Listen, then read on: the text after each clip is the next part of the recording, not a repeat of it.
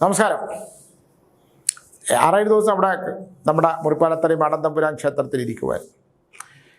അപ്പോൾ ഒരാൾ എൻ്റെ അടുത്തേക്ക് വന്നു. ഒരു 10-25 പേരെങ്കിലും കാണും ഒരു ദിവസം. അദ്ദേഹത്തിൻ്റെ ഒരു വിഷയം, ഞാൻ ഹിന്ദു മതവിഭാഗത്തിൽപ്പെട്ട ആളല്ല.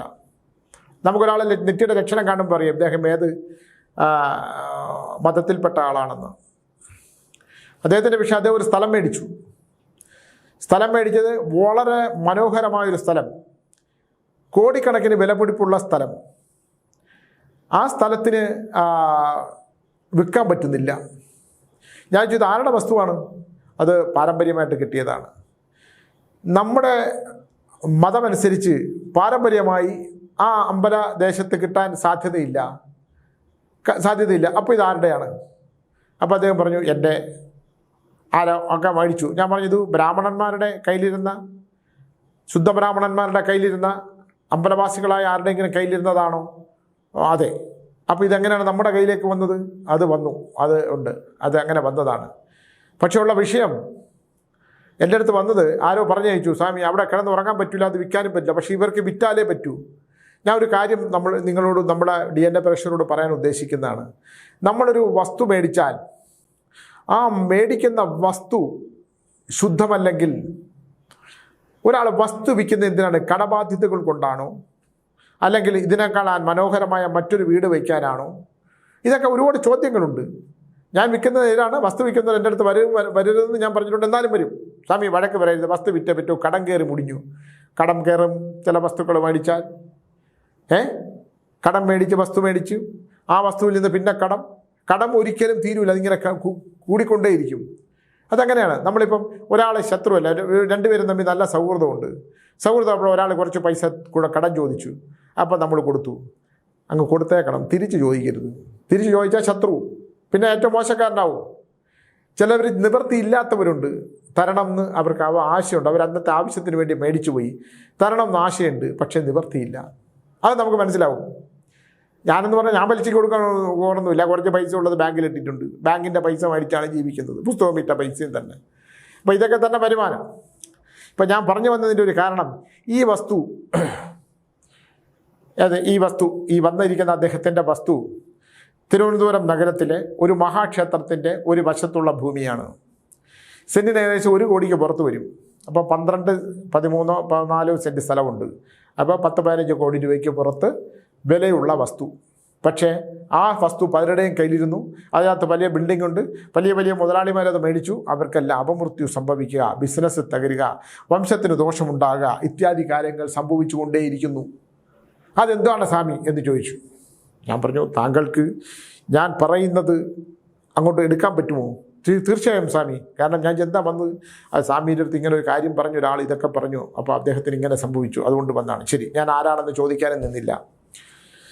സംഭവം ബ്രഹ്മരക്ഷസ് എന്ന് പറയുന്നത് നമ്മൾ ഹിന്ദുക്കൾക്ക് അറിയായിരിക്കും. എല്ലാ ക്ഷേത്രത്തിൻ്റെയും പുറത്ത് ബ്രഹ്മരക്ഷസിനെ സ്ഥാപിക്കും.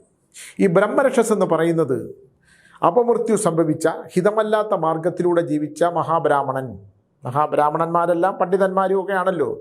ഹിതമല്ലാത്ത മാർഗത്തിൽ ജീവിച്ച ബ്രാഹ്മണന്മാർ അപമൃത്യു സംഭവിക്കുമ്പോൾ, അവർ കുലത്തിനും ദേശത്തിനും ദോഷമായി വരുമ്പോൾ, അവർക്ക് മോക്ഷപ്രാപ്തിക്ക് വേണ്ടി ക്ഷേത്രത്തിൻ്റെ പുറത്ത് സ്ഥാപിക്കും. യഥാർത്ഥത്തിൽ നമ്മൾ ഇങ്ങനെ പ്രദക്ഷിണം ചെയ്ത് വരുമ്പോൾ എല്ലാവരും അതൊരു ശിലയാണെന്ന് കരുതി, ഒരു കല്ലായിരിക്കും ഇങ്ങനെ, അതിൽ പ്രാർത്ഥിക്കും. ആ പ്രാർത്ഥിക്കുന്നതിനോടുകൂടി നമ്മൾ ഈ അകത്തുള്ള ക്ഷേത്രബിംബങ്ങൾ, ഭേദസങ്കല്പങ്ങളെയെല്ലാം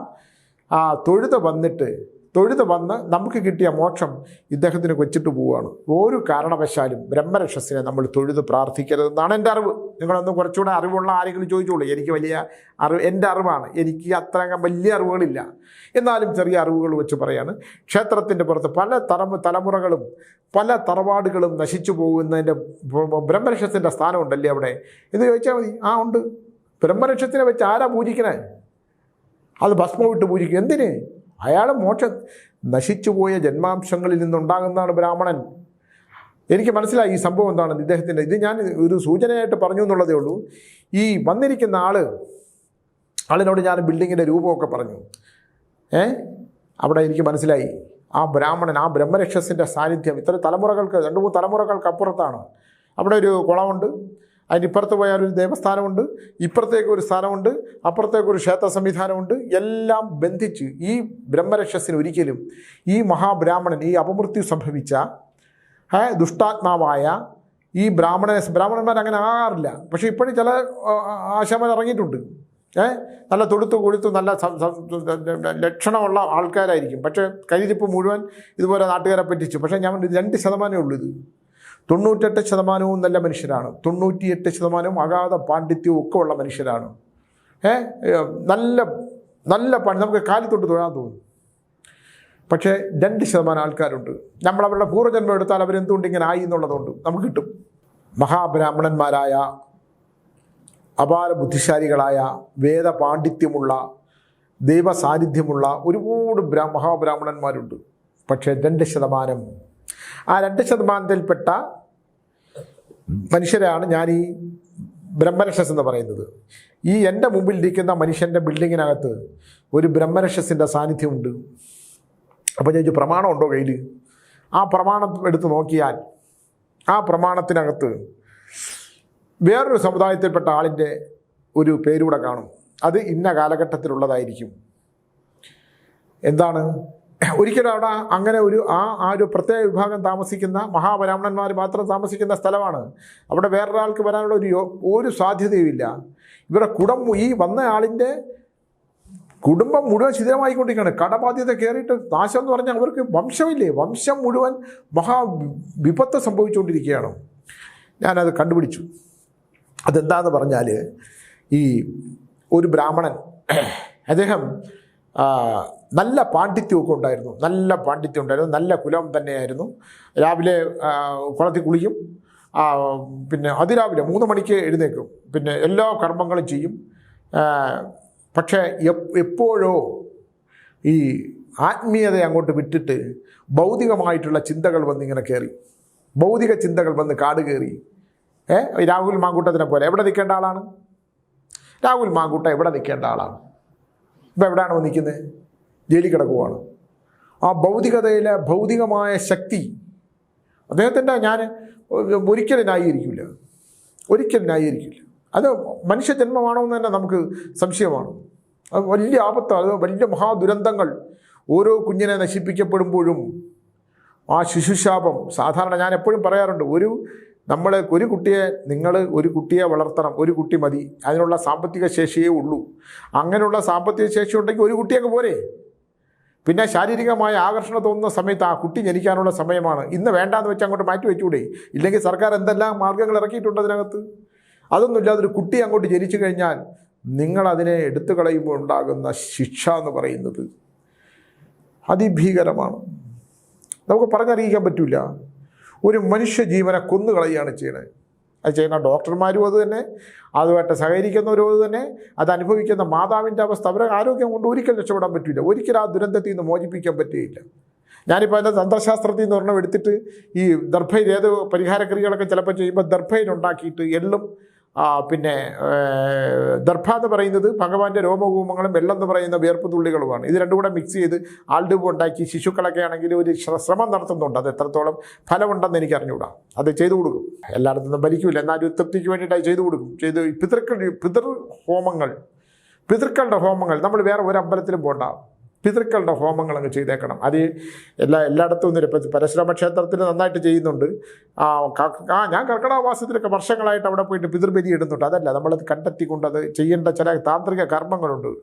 രാമേശ്വരത്ത് പോയാലും രാമേശ്വരത്ത് അവിടെ ആൾക്കാർ ഇരിപ്പുണ്ട്, പോയി ബലിയിട്ട് 22 തീർത്ഥങ്ങളിലും കുളിച്ചാലും ഒരു പരിധി വരെ മാറും പിതൃഹോമങ്ങൾ. അത് പിതൃക്കളുടെ ശാപത്തിൽ നിന്ന് നമുക്ക് രക്ഷപ്പെടാൻ പറ്റില്ല. അപ്പോൾ ഞാൻ ഈ പറഞ്ഞു വന്നത്, പറഞ്ഞു വരുമ്പോൾ ഞാൻ ഇതിനകത്ത് ഇത്തരം ഓർമ്മ വരുമ്പോൾ ഞാനങ്ങ് പറയുന്നതാണ്. ഈ ബ്രഹ്മരക്ഷസിൻ്റെ സംഭവം ഞാൻ കണ്ടുപിടിച്ചെന്ന് പറഞ്ഞല്ലോ. അവിടെ ഇങ്ങനെ ജനിച്ച ഒരു മഹാബ്രാഹ്മണൻ ഒരു സ്ത്രീയുടെ പിടിപ്പെട്ടു. ആ സ്ത്രീ എന്ന് പറയുന്നത് മറ്റൊരാളുടെ ഭാര്യയാണ്. ഈ കാമാസക്തിക്ക് അതിർത്തി പരമ്പുകളില്ല. അതിൽ പെട്ടുപോയാൽ ഇത് മറ്റൊരാളുടെ ഭാര്യയാണെന്ന് തോന്നലില്ലാത്ത അങ്ങനെയുള്ള ഒരുപാട് പേരുണ്ട്. ഇല്ലെങ്കിൽ മറ്റു ഭാര്യമാരെ മാത്രം. ഇപ്പം രാഹുൽ മാങ്കൂട്ടത്തിൽ അങ്ങനെ ഉണ്ടില്ലേ, കല്യാണം കഴിച്ച സ്ത്രീകളെ, പെൺകുട്ടികളെ മാത്രം വലവീശി പിടിക്കുന്ന എനിക്ക് നിൻ്റെ ഒരു കുട്ടിയെ വേണം, എന്നിട്ട് പിന്നെ ആ കുട്ടിയെ എനിക്ക് ആവശ്യമുണ്ട്, എന്നിട്ട് ആ കുട്ടിയെ കൊല്ലുക. എങ്ങനെ കൊല്ലുക? ആ കുട്ടിയെ നശിപ്പിക്കുക, പിന്നെ അവരെ പീഡിപ്പിക്കുക. സൈക്കോപാത്താണ്. സത്യം പറഞ്ഞാൽ ഈ ഒരു കാര്യത്തിനകത്ത് ഇന്നലെ പിണറായി വിജയൻ സഖാവിൻ്റെ ഗവൺമെൻറ് വളരെ ബുദ്ധിപൂർവ്വം ഈ രാഹുൽ പിന്നെ മാങ്കൂട്ടത്തിനെ പിടിച്ച് ജയിലിലിട്ടപ്പം ഇതെങ്കിലും ചെയ്യാൻ പറ്റുമല്ലോ, ഊരിയൊക്കെ പോകുമായിരിക്കും. ഇപ്പം നമ്മുടെ നിയമത്തിലുണ്ടാകുന്ന ഏറ്റവും വലിയ വിഷയം എന്താണ്? പരസ്പരം അറിഞ്ഞുകൊണ്ടാണെങ്കിൽ നിനക്ക് നിയമപരമായിട്ടുള്ള ഒരു പ്രശ്നവുമില്ല. അത് മൊബൈലും മറ്റും ഇതൊക്കെ ഉള്ളതുകൊണ്ട് അതൊക്കെ രേഖാമൂലം ഉണ്ടാക്കി കഴിഞ്ഞാൽ നിനക്ക് കോടതിയിൽ നിന്ന് രക്ഷപ്പെടാം. നല്ലൊരു വക്കീൽ, നമ്മുടെ ശാസ്ത്രമംഗല അജിത് കുമാറിനെ പോലെ അദ്ദേഹം കൊണ്ടിപ്പം ഏതൊക്കെ ഇതുപോലുള്ള ഒരുമാതിരിപ്പെട്ട കേസിനൊക്കെ പുള്ളി വാദിച്ച് ജയിക്കും ചെയ്യും. മിടുക്കനാണ്. ആറിലൊന്ന് ദോഷം വരും, പക്ഷേ അത് വരും. ക്രിമിനൽ ഈ ഭൗതിക ദൈവം ശിക്ഷിച്ചവരെ മനുഷ്യൻ ചേർത്ത് പിടിച്ചാൽ, ദൈവം ശിക്ഷിച്ചവരെ നമ്മളെ പോലുള്ള അങ്ങനെ ദൈവം ശിക്ഷിച്ച മനുഷ്യരെ നമ്മൾ രക്ഷിക്കാൻ ശ്രമിച്ചാൽ നമ്മളെ ദൈവം ശിക്ഷിക്കും. അപ്പോൾ ഇതുപോലുള്ള ക്രിമിനലുകളെ രക്ഷിക്കാൻ ശ്രമിക്കുന്ന വക്കീലന്മാർക്ക് ഒരു ദോഷം വരാതിരിക്കട്ടെ. അവരുടെ ദാമ്പത്യത്തിലോ അവരുടെ സന്താനങ്ങളിലൊന്നും ദോഷം വരാതിരിക്കണം. ഇത്തരത്തിലൊന്നും ഇവരെയൊന്നും വാദിക്കാൻ പോലും കോടതിയിൽ ഹാജരാവാതിരിക്കണം. ഇത്തരമുള്ള ആൾക്കാരെ ആരും കോടതിയിൽ ഹാജരാവരുത്. ഇപ്പോൾ ആളൂർ വക്കീലിനെ കണ്ടില്ലേ? ആളൂർ വക്കീലിൻ്റെ അവസാനം എന്നോട് പറഞ്ഞതാണ്, ആ പെൺകുട്ടിയുടെ പ്രേതം പിന്നെ ഒരു വിശ്വാസമില്ലാത്ത ആളാണ്. നമ്മൾ മരിച്ചുപോയ പ്രദീപ് പറഞ്ഞിട്ടാണ് അദ്ദേഹത്തിനെ കണ്ടത്. ഭയം. രാത്രി കിടന്ന് ഉറങ്ങാൻ പറ്റില്ല. പൊട്ടിച്ചിരി ഇതൊക്കെ കേൾക്കും. ഇതൊന്നും മറ്റുള്ളവരുടെ മുമ്പിൽ കോട്ടിട്ട വലിയ ആളൂരെന്ന് പറഞ്ഞൊരു കാര്യം ഉണ്ടായിരുന്നു. കിടന്നുറങ്ങാൻ പറ്റില്ലല്ലോ സമാധാനമായിട്ട്. ഇപ്പം ഞാൻ പറഞ്ഞു വന്നത് ഇതാണ്. അതുകൊണ്ട് എനിക്ക് വക്കീലന്മാരെ ആശ്രയിക്കേണ്ട ആളാണ്. ഇപ്പം ഞാൻ പറഞ്ഞില്ല, ഒരു യൂട്യൂബ് ചാനലുകാരുമായിട്ട് എനിക്ക് വിഷയമുണ്ട്. എൻ്റെ ആശ്രമം നശിപ്പിച്ചവർ, എന്നെ വ്യക്തിപരമായി നശിപ്പിക്കാൻ ശ്രമിച്ചവർ, ഞാനവരെ നിയമത്തിൻ്റെ മുമ്പിൽ കൊണ്ടുവരും. ആര് ജയിക്കും തോക്കും എന്നുള്ളതൊക്കെ രണ്ടാമത്തെ കാര്യം. പക്ഷേ ചെയ്തു പോയ തെറ്റുകൾ അത് തെറ്റാണെന്ന് എനിക്ക് ബോധ്യമുണ്ട്. ആ ബോധ്യമുള്ളത് കൊണ്ട് ഒരു കോടതിയിൽ ഹാജരായേ പറ്റുള്ളൂ. കോടതിയിൽ ഹാജരായിട്ട് പറയട്ടെ, കാന്തല്ലൂർ സ്വാമി, സുനിൽ പരമേശ്വരൻ ഇതെല്ലാം ചെയ്തിട്ടുണ്ട്. ഇനി നമ്മളങ്ങനെ ചെയ്തില്ലെങ്കിൽ യൂട്യൂബ് ചാനലുകാർ ആരാണ് നമ്മളെ നിയന്ത്രിക്കാൻ? ഇവിടെ പോലീസില്ലേ, ഇവിടെ നിയമമില്ലേ, ഇവിടെ നീതിയില്ലേ? അവരല്ലേ ചെയ്യാൻ? ഇവിടുത്തെ തെറ്റ് ചെയ്തിട്ടുണ്ടെങ്കിൽ യൂട്യൂബ് ചാനലുകാർ ആരാണ് ഇതിനെക്കുറിച്ചൊക്കെ പറയാൻ? അവരിൽ നിന്ന് കണ്ടുപിടിച്ച് അവർ പോലീസുണ്ട് ഇവിടെ. പോലീസിന് ഒരാൾ പരാതി കൊടുത്താൽ നിയമപരമായി എന്നോട് ഇങ്ങനെയൊക്കെ ചെയ്യുന്ന പരാതി കൊടുത്താൽ അത് അന്വേഷിക്കാനും അന്വേഷിച്ച് അതിനെ സത്യസന്ധമായ പോലീസ് ഉദ്യോഗസ്ഥന്മാരുണ്ടെങ്കിൽ ആ സ്റ്റേഷനിൽ നല്ല ഉദ്യോഗസ്ഥന്മാരുണ്ടെങ്കിൽ നല്ല ഇത് കൊടുക്കാനും ഒക്കെ ആൾക്കാരുണ്ട്. അല്ലാതെ യൂട്യൂബ് ചാനലുകാരാണോ തീരുമാനിക്കുന്നത് ഒരുത്തൻ മോശമാണോ ഒരുത്തൻ നല്ലതാണോ? ആദ്യം അവരൊരു അങ്ങോട്ട് സ്വയം നന്നാവട്ടെ. അങ്ങനെയല്ലേ വേണ്ടത്? ഇപ്പോൾ DNA ചാനലിൽ നമ്മളിതൊക്കെ പറഞ്ഞാൽ നമ്മൾ തെറ്റും ഒക്കെ ചെയ്താൽ നമ്മൾ മോശം തന്നെയാണ്. നമുക്കാരെയും കുറ്റപ്പെടുത്താൻ ഒരാളെ കുറ്റപ്പെടുത്തുമ്പോൾ ആ കുറ്റം നിനക്ക് യോഗ്യത ഉണ്ടോ? പാപം ചെയ്യാത്തവർ കല്ലെറിയട്ടെ എന്ന് പറഞ്ഞിട്ടുണ്ടല്ലോ. അതേപോലെ എന്തായാലും ഈ ബ്രഹ്മരക്ഷസിൻ്റെ വിഷയത്തിലിട്ട് വന്നാൽ, അങ്ങനെയുള്ള ബ്രാഹ്മണൻ മറ്റൊരാളുടെ ഭാര്യയെ ഇദ്ദേഹം ക്ഷേത്രത്തിന് പോകുമ്പോൾ, ക്ഷേത്രത്തിലെ പൂജാരിയാണ്, ആ ക്ഷേത്ര പൂജാരിക്ക് പോകുമ്പോൾ ഈ ഇദ്ദേഹം ചെറുപ്പക്കാരനായ ഈ ബ്രാഹ്മണൻ ഭൗതികങ്ങളിൽ ഭ്രമിച്ച് ലഹരി ഉപയോഗിക്കുകയും ഇദ്ദേഹത്തിൻ്റെ ഭാര്യയുമായിട്ട് ബന്ധപ്പെടുകയും ചെയ്തു. ആ ബന്ധം എന്താണ്? ഹിതമല്ലാത്ത മാർഗത്തിലൂടെ. നമ്മൾ ആലോചിക്കണം, പട്ടാപ്പകൽ രാത്രി എന്തിനാണ് ശയനം എപ്പോഴാണ്? നമ്മൾ ശാരീരികമായി ബന്ധപ്പെടേണ്ട ഒരു സമയമുണ്ട്. അത് ഒരിക്കലും തന്ത്രശാസ്ത്രത്തിൽ പറയുന്നുണ്ട്. ഈ ഓരോ ക്രിയ, ഓരോ ദിവസം, ഓരോ നേരം, ഈ പട്ടികൾ ഓലിയിടുന്ന സമയം, പുറത്ത് മൂങ്ങകൾ കരയുന്ന നേരം, ഒരുപാട് സംഭവങ്ങളുണ്ട്. ഒരു പുസ്തകമുണ്ട് എൻ്റെ സ്വപ്നങ്ങളെക്കുറിച്ചിട്ടുള്ള, ഞാൻ പഴയ കാലത്തെ പുസ്തകമാണ്. ഞാനതിൽ ഓരോ ദിവസവും ഓരോ സ്വപ്നങ്ങളെക്കുറിച്ചൊരു ഇത് പറയണം എന്നുണ്ട് എനിക്കത്. ഞാനത് പഠിക്കാൻ പറ്റിയില്ല. ഞാനതിവിടെ പഴയ പുസ്തകമാണ് ഞാൻ കൊണ്ട് വെച്ചിട്ടുണ്ടത്. അതിൽ നമ്മൾ അത്ഭുതപ്പെട്ടു. ആ സമയത്ത് രണ്ടുപേർ തമ്മിൽ ശാരീരിക ബന്ധമുണ്ടായി കുട്ടി ജനിച്ചാൽ ആ കുട്ടിക്ക് വരാൻ പോകുന്നത്, ഈ കുടുംബത്തിന് വരാൻ പോകുന്നത്, പകൽ സമയങ്ങളിൽ ഉച്ച കഴിഞ്ഞുള്ള ഭക്ഷണം കഴിച്ചതിന് ശേഷം ശാരീരിക ബന്ധം, യാദൃച്ഛികമായി ശാരീരിക ബന്ധമുണ്ടായി കുട്ടി ജനിച്ചാൽ ഉണ്ടാകുന്നത്, അതൊക്കെ ഉണ്ട്. ഞാൻ ഞെട്ടിപ്പോയി. അപ്പോൾ ഈ രാത്രി സമയങ്ങളിൽ ആ ശരീരം ശുദ്ധമാക്കി വൃത്തിയാക്കി മനസ്സ് വൃത്തിയായിട്ടുകൂടി നല്ല കുഞ്ഞിനെ സൃഷ്ടിക്കണം എന്ന് വെച്ച് കുട്ടി ഉണ്ടാകുന്നതും, മറ്റൊരാളുടെ ഭാര്യയിൽ കുട്ടി ഉണ്ടാകുന്നതും, അപ്രതീക്ഷിതമായി വളരെ വേഗത്തിൽ തൻ്റെ ശാരീരികമായിട്ടുള്ള ഭൗതിക സുഖത്തിന് വേണ്ടി മാത്രം കുട്ടിയെ ജനിപ്പിക്കുന്നതും, ഉത്തമ സന്താനങ്ങൾ ജനിക്കുന്നതും ഒക്കെയുള്ള ഒരുപാട് കഴിപ്പം. ഭാഗവതത്തിൽ ഒരു ഉത്തമമായ കുട്ടി എങ്ങനെ ജനിക്കണം എന്ന് പറഞ്ഞിട്ടുണ്ട്. അതിലും അബദ്ധം പറ്റുന്നുണ്ട്. ഉത്തമമായ കുട്ടി ജനിക്കണം എന്ന് അനുസരിച്ച് ഉത്തമമായ കുട്ടി ജനിക്കാനുള്ള വ്രതങ്ങളൊക്കെ എടുത്ത് ജനിച്ച കുട്ടി പ്രശ്നം ഉണ്ടായിട്ടുണ്ട്. അപ്പോൾ ആ കുട്ടി ഇത് ആരെങ്കിലും ഒരാളുടെ പൂർവ്വജന്മം എടുക്കണം. അങ്ങനെയൊക്കെയുള്ള ഒരുപാട് വിഷയങ്ങൾ നമ്മുടെ തന്ത്രശാസ്ത്രത്തിൽ തന്നെയുണ്ട്. ഇതൊന്നും ഇന്ന് കലിയുഗത്തിൽ പറയാൻ പറ്റില്ല. കലി എവിടെയാണ് സ്ഥിതി ചെയ്യുന്നത്? വേശ്യാഗൃഹത്തിൽ, ചൂതാട്ടം നടക്കുന്ന സ്ഥലത്തിൽ, സ്വർണ്ണം ഇരിക്കുന്ന സ്ഥലത്ത് നമ്മൾ സ്വർണ്ണം ഉപയോഗിക്കണം. ഞാൻ ഉപയോഗിച്ചിട്ടുണ്ട്. ഒരു സ്വർണ്ണ നാഗത്തിനെ ഞാനും വെച്ചിട്ടുണ്ട്, ഞാനും ഇട്ടിട്ടുണ്ട്. അതായത് ആവശ്യമുള്ളത് ഒരു സ്വർണ്ണ നാഗത്തിനെ ദർശനം കിട്ടിയപ്പം ഈ ദർശനം നിരന്തരം ബന്ധപ്പോൾ ഞാനൊരെണ്ണം ഉണ്ടാക്കിയിട്ട് അതിനുശേഷം കണ്ടിട്ടില്ല. അതുകൊണ്ട് ഈ സ്വർണം ധരിക്കുന്നത് കലിയുള്ള സ്ഥലത്താണ്. അപ്പോൾ ശബരിമല ശാസ്താവ് കലിയുഗ വരദനിരിക്കുന്ന സ്ഥലത്ത് സ്വർണം കൊണ്ട് തന്നെ വിഷയം ഉണ്ടായില്ലേ? ആലോചിക്കൂ, സ്വർണം കൊണ്ട് തന്നെ വിഷയം ഉണ്ടായി. ഇതൊക്കെ അങ്ങനെയാണ്. ഇതിനെ നമ്മൾ ശാസ്ത്രീയമായ അവലോകനം ചെയ്താലും ആത്മീയമായ അവലോകനം ചെയ്താലും വേദപുസ്തകങ്ങളൊക്കെ പഠിച്ചാലും ഒക്കെ ഉണ്ടാകുന്നതൊക്കെ ഈ ലോകത്ത് സംഭവിക്കേണ്ടതെല്ലാം സംഭവിച്ചുകൊണ്ട് തന്നെ ഇരിക്കും. അതെങ്ങനെയൊക്കെ ആണെങ്കിലും സംഭവിച്ചുകൊണ്ടിരിക്കും. ഇപ്പോൾ ഞാൻ പറഞ്ഞു വന്നത്, അപ്പോൾ ഇദ്ദേഹത്തിന് ആരോ പറഞ്ഞു, സുഹൃത്തെ, ഇങ്ങനെ നിങ്ങൾ പൂജാരി പോകുന്ന സമയത്ത് ഇവൻ ഭാര്യയുമായിട്ട് ഹിതമല്ലാത്ത ബന്ധമുണ്ടാകും. അത് പകൽ സമയത്താണ്, ഉച്ചഭക്ഷണം കഴിഞ്ഞിട്ടുള്ള സമയത്ത്. ഉച്ചഭക്ഷണം കഴിഞ്ഞ് ഇയാൾ മയങ്ങിയിട്ട് ഇയാൾ ക്ഷേത്രത്തിലേക്ക് പോകുന്ന സമയത്ത് ഈ ബ്രഹ്മരക്ഷസായി തീർന്ന ബ്രാഹ്മണൻ ഈ ഭാര്യയുമായിട്ട് രഹസ്യബന്ധമുണ്ട് എന്ന് പറഞ്ഞു. ആ രഹസ്യബന്ധം ഉണ്ടാകുന്ന ഇത് അദ്ദേഹത്തിന് വലിയ വേദന ഉണ്ടാക്കി. അദ്ദേഹം പുറത്ത് പറയാൻ നിന്നില്ല. പക്ഷേ എന്ത് പറ്റിയെന്ന് പറഞ്ഞാൽ, ഒരു ബ്രാഹ്മണൻ ഒരു ഉറുമ്പിനെ പോലും കൊല്ലില്ല. ഒരു മനുഷ്യനും കൊല്ലാൻ പാടില്ല. ഒരു ജീവിയെ നമ്മൾ കൊല്ലാൻ പാടില്ല. ദൈവം സൃഷ്ടിച്ചതാണ്. അപ്പോൾ ദൈവം സൃഷ്ടിക്കുമ്പോൾ തന്നെ ഇതിങ്ങനെ വരണം, അവൻ്റെ കാൽപാദത്തിനടിയിൽപ്പെട്ട് മരിക്കണം, ഇല്ലെങ്കിൽ നമ്മളെ കടിക്കുമ്പോൾ നമ്മൾ ഞെരിച്ച് കൊല്ലണം എന്നൊക്കെ ഉണ്ട്. എന്തായാലും ഒരു കൊലപാതകം നടന്നു. ഈ കൊലപാതകത്തിൽ നിന്ന് നമ്മൾ രണ്ട് കാര്യമാണ്. ഇതിൽ കൊല്ലപ്പെട്ടയാളാണോ, ഈ ഭാര്യയുമായി ഹിതമല്ലാത്ത മാർഗം ഉണ്ടായ ബ്രാഹ്മണനാണോ, ഇത് ആരാണ് ബ്രഹ്മരക്ഷസ് എന്ന് അറിഞ്ഞൂടാ. പക്ഷേ ഇത് വലിയ സാന്നിധ്യമായിട്ട് ആ ബിൽഡിങ്ങിനകത്തുണ്ട്.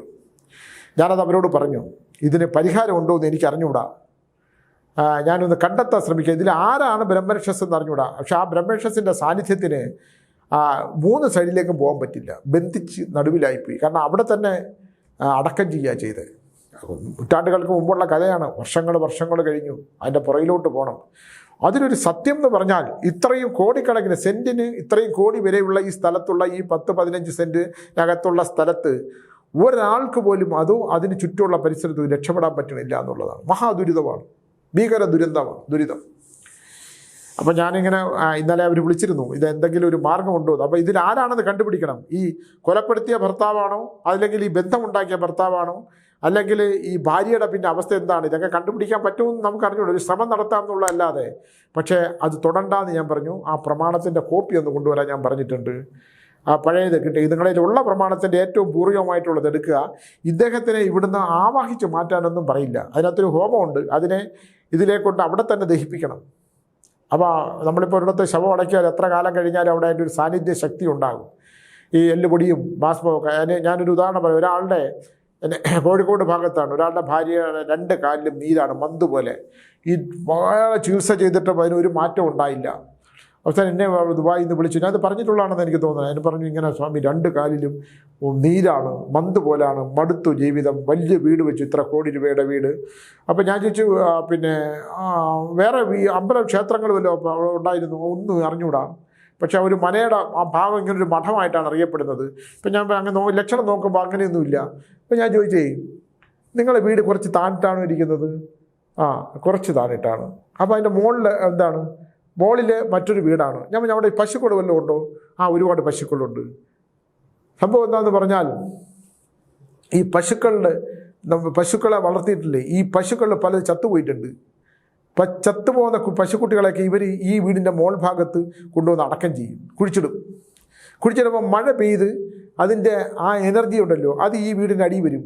ആ എനർജിയാണ് നിങ്ങൾ വീട് മാറി താമസിച്ചോളൂ പറഞ്ഞു. നിങ്ങൾ അത്ഭുതപ്പെട്ടു പോകും. 2 കാലിൽ നീര് മാറി അവർ ആ വീട്ടിൽ നിന്ന് മാറുമ്പോൾ. അപ്പോൾ എല്ലുകൾക്ക്, ഈ മരണപ്പെടുന്നവൻ്റെ എല്ലെന്ന് പറഞ്ഞാൽ മൃഗങ്ങളാണെങ്കിൽ പോലും, മനുഷ്യരാണെങ്കിലും മൃഗങ്ങളാണെങ്കിലും അതിനൊരു സ്വാധീന ശക്തിയുണ്ട്, എനർജിയാണ്. ഇതൊക്കെ ഫോസ്ഫറസ് പോലുള്ള ഒരുപാട് വിഷയങ്ങളുണ്ട് മനുഷ്യൻ്റെ ശരീരത്തിനകത്ത്.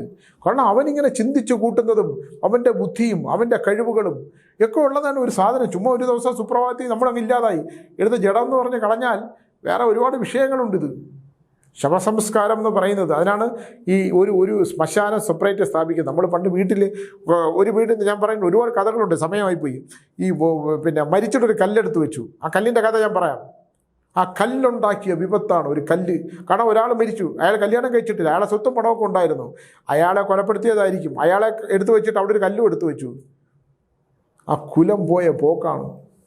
നമ്മളെ ഓരോ നാശത്തിൻ്റെ പുറയിലുള്ള സബ്ജക്റ്റുകൾ നമ്മളിങ്ങനെ നോക്കുമ്പോൾ ഉണ്ടാകുന്ന വിഷയങ്ങളാണ്. എന്തായാലും ഈ ബ്രഹ്മരക്ഷസിനെ ഒന്നും തളയ്ക്കാനുള്ള ശക്തിയൊന്നും എനിക്കില്ല. എനിക്ക് ഈ മന്ത്രങ്ങൾ സത്യം പറഞ്ഞ ഒന്ന് പറഞ്ഞു എന്തെങ്കിലും കർണേഷു മറ്റ് മീഡിയയിലൂടെ ഞാനിപ്പം പുരാണം അറിയാത്ത ഞാൻ മഹാഭാരതത്തെക്കുറിച്ച് ദുര്യോധനെക്കുറിച്ച് എഴുതിയതും ശകുനിയെക്കുറിച്ച് എഴുതിയതും ഉടയൻവാടി അശ്വത്ഥമാവിനെക്കുറിച്ച് എഴുതിയതൊക്കെ ഈ ഒരു സ്വാധീനത്തിൻ്റെ പേരിൽ എഴുതിയതാണ്. ഒരാൾ വന്നിരുന്ന് 1 രൂപ നാണയം വെച്ചാൽ 1000 രൂപ അമ്പലത്തിൽ കൊടുക്കണം, 1 രൂപ നാണയവും വെച്ചാൽ ഞാൻ ഫലം പറഞ്ഞു കൊടുക്കും, ചിലപ്പോൾ അതിൻ്റെ പരിഹാരവും പറഞ്ഞു കൊടുക്കും, അല്ലെങ്കിൽ തലവിധി മാറ്റാനുള്ളത് പറഞ്ഞു കൊടുക്കും. എന്നാലും അതിലൊക്കെ ഒരു ചെറിയ ആശ്വാസമെങ്കിലും കണ്ടെത്തുന്ന ഒരുപാട് പേരുള്ളത് ദൈവകൃപയാണെന്ന് ഞാൻ വിചാരിക്കുന്നു. ഇതൊക്കെ ഞാൻ പറയുന്നതിൻ്റെ കാര്യം എൻ്റെ അടുത്തേക്ക് ആരും വരാൻ വേണ്ടിയിട്ടല്ല. എന്ന് വിചാരിച്ചാൽ നാളെ സ്വാമി വസ്തു വിറ്റില്ലാന്ന് പറഞ്ഞ് ഇങ്ങോട്ട് വരരുത്. ബാക്കി എന്തെങ്കിലും കാര്യത്തിന് വന്നാൽ എനിക്കറിയാമെന്നുള്ളത് ഞാൻ പറഞ്ഞു തരാം. പിന്നെ കുട്ടികൾ പഠിക്കില്ല, കുട്ടികൾ വിവാഹം കഴിക്കുന്നില്ല, കുട്ടികൾ വേണമെങ്കിൽ പഠിക്കട്ടെ, വേണമെങ്കിൽ വിവാഹം കഴിക്കട്ടെ. നമ്മളെന്തിനാ ഇതൊക്കെ പണ്ടത്തെ കാലം നമ്മുടെ വംശവും അടുത്ത വംശവും ഒക്കെ കാണാൻ യോഗം ഉണ്ടെങ്കിൽ കാണും, അവസാനം അടുത്ത് കഷ്ടപ്പെട്ടില്ലെങ്കിൽ കാണാം. കുട്ടികളെ പഠിപ്പിച്ച് വിദേശത്ത് വിട്ടിട്ട് ആരും നോക്കാനില്ലാതിരിക്കുന്നതുണ്ട്. ജോലിക്ക് ആരെങ്കിലും കിട്ടുമോ നോക്കിയാൽ എന്തൊക്കെ പ്രശ്നങ്ങളാണ്. അതിനൊക്കെ ഏജൻസികൾ കൊടുത്ത് വരുന്നുണ്ട്. ഇതുപോലെയൊക്കെയുള്ള ഏജൻസികളാണ് പൈസ കൊടുത്ത് കാനഡയിലൊക്കെ വിട്ട ഏജൻസികൾ മുങ്ങിയിട്ട് ഓരോരുത്തർ ലക്ഷക്കണക്കിന് പോയവരുണ്ട് ഇവിടെ, എനിക്കറിയാവുന്ന. ആ കിട്ടുന്ന പണം മുഴുവൻ ലോൺ അടച്ച് തീർക്കുന്നവരുണ്ട്. അപ്പോൾ അതുകൊണ്ട് ഞാൻ പറഞ്ഞു വന്നത്, ബ്രഹ്മരക്ഷസിരിക്കുന്ന ക്ഷേത്രങ്ങളിൽ പോയിട്ട് ബ്രഹ്മരക്ഷസിനെ തൊഴാതിരിക്കുക. പഴയ വീടും സ്ഥലങ്ങൾ, പഴയ വീടുകൾ, പഴയ സാധനങ്ങളും ഒന്നും മേടിച്ചു പോയിട്ട് വീട്ടിൽ കൊണ്ട് ഫിറ്റ് ചെയ്യാതിരിക്കുക. വർഷം അവസാനമാകുമ്പോൾ ഉപയോഗശൂന്യമായതെല്ലാം കത്തിച്ച് കളയുക. ചക്കിതം ചളുങ്ങിയിട്ടുള്ള പാത്രങ്ങൾ മാറ്റിവെക്കുക, പഴയ വസ്ത്രങ്ങൾ മാറ്റിവെക്കുക. ഇങ്ങനെയൊക്കെയുള്ള കാര്യങ്ങളൊക്കെ വഴി ശുദ്ധവും വൃത്തിയോടുകൂടി ശുചിയോടുകൂടിയുള്ള കാര്യങ്ങൾ നടത്തുക. പണ്ട് അപ്പൂപ്പൻ ഇരുന്ന കസേര, അപ്പൂപ്പൻ ഇരുന്ന കട്ടിൽ, അപ്പൂപ്പൻ വീശിയിരുന്ന വീശറി എന്നൊക്കെ പറഞ്ഞ് വെച്ചിരുന്നാൽ അതൊക്കെ ഉണ്ടാക്കാവുന്ന വലിയ വലിയ വിപത്തുകളുണ്ട്. ഇനിയും ഞാൻ കുറച്ച് കാലം കൂടെയൊക്കെ ജീവിക്കുമെന്നൊന്നും എനിക്ക് അറിഞ്ഞുകൂടാ. ഞാൻ പുതിയ ചില അനുഭവങ്ങളുമായിട്ട് വരാം. അതുവരെ നമസ്കാരം, നന്ദി.